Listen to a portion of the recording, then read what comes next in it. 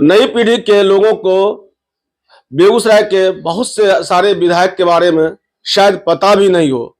हमारी कोशिश है, खबर पोस्ट की कोशिश है कि नई पीढ़ी के लोगों को ये बताएं कि पूर्व में कौन कौन विधायक हुए और कहां से आते थे, क्या उनकी पृष्ठभूमि थी और आज उनका परिवार, उनके घर में राजनीति का क्या माहौल है।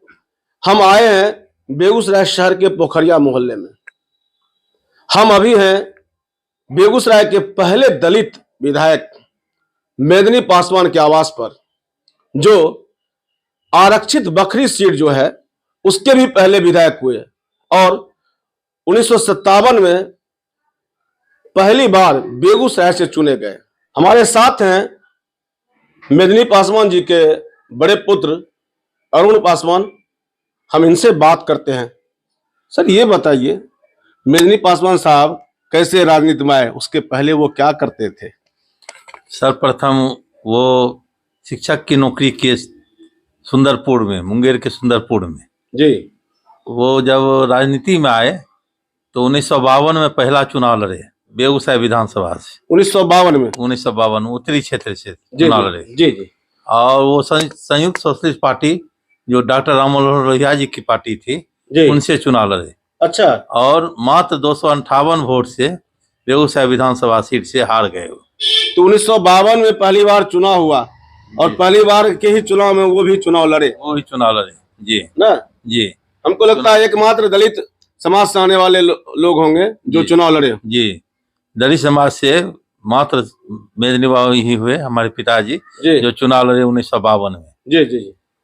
पूरे बिहार में ही लगता है कि वही एक चुनाव लड़े थे जो दलित समाज से थे। अच्छा। और उस चुनाव में वो 258 वोट से वो हार गए थे। उसके बाद फिर पुनः जो है नौकरी ज्वाइन किए और नौकरी में चले गए वो थाना बिहपुर में पोस्टल डिपार्टमेंट में नौकरी किए। अच्छा।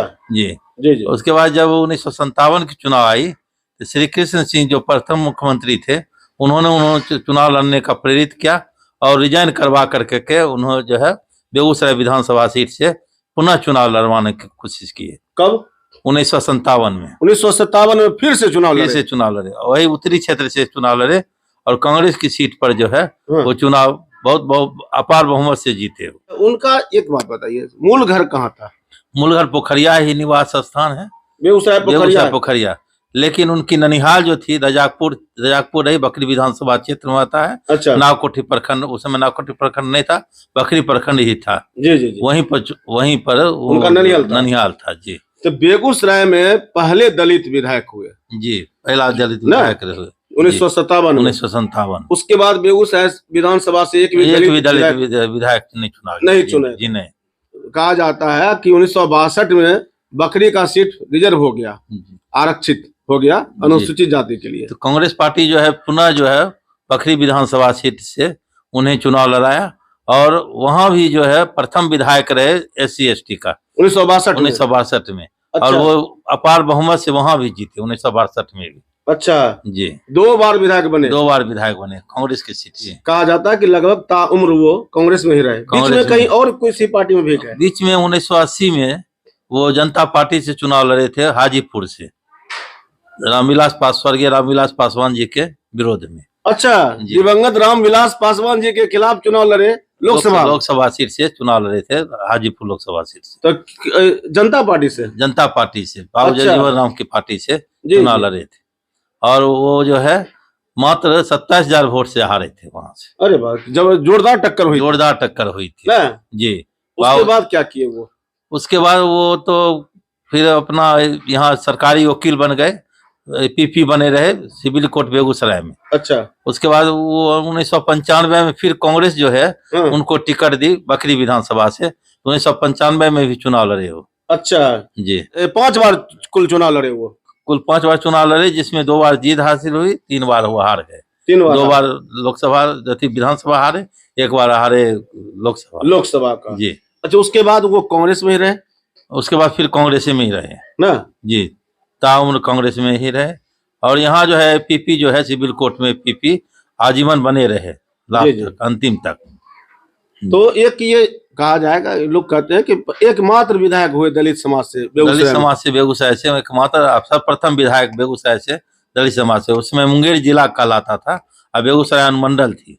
कैसा था उनका रहन सहन, किस तरह का जीवन वो शैली थी एकदम उनकी? सादा जीवन जीते थे और हमको लगता है कि वो पैदल ही चला करते थे ज्यादातर। अच्छा और जब जाते थे अपने विधानसभा क्षेत्र में थे, उस समय में टमटम हुआ करता था, तो अच्छा, टमटम से जाते थे वो विधानसभा क्षेत्र घूमने के लिए वाह, जी।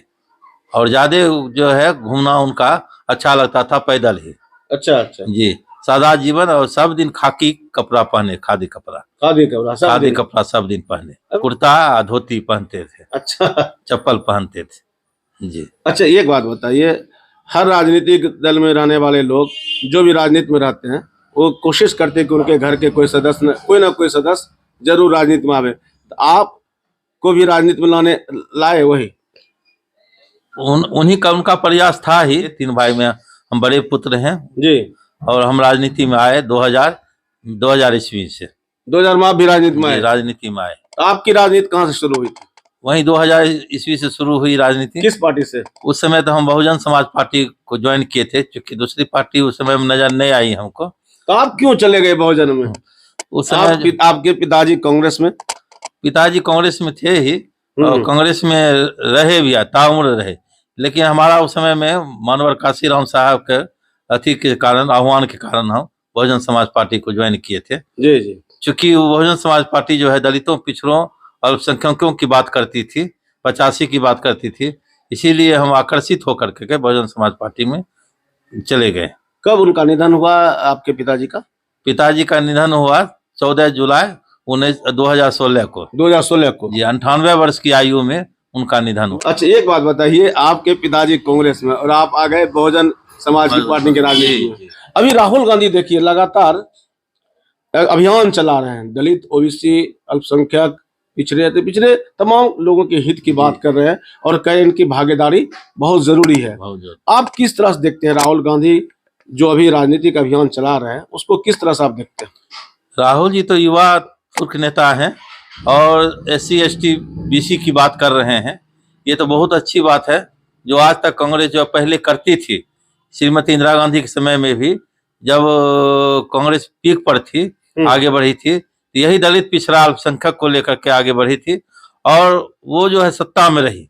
बीच में वो कुछ गड़बड़ाई, जिसके कारण सत्ता से बाहर हुई और फिर राहुल जी जो आए, जब से आए हैं तब से ये संविधान की बात करते हैं, संविधान सम्मत कानून की बात करते हैं, अधिकार की बात करते हैं और दलित, पिछड़ों, अल्पसंख्यकों को लेकर चलते हैं। इसी के कड़ी में खड़गे साहब को इन्होंने राष्ट्रीय अध्यक्ष मनोनीत किया, चुनने का काम किया।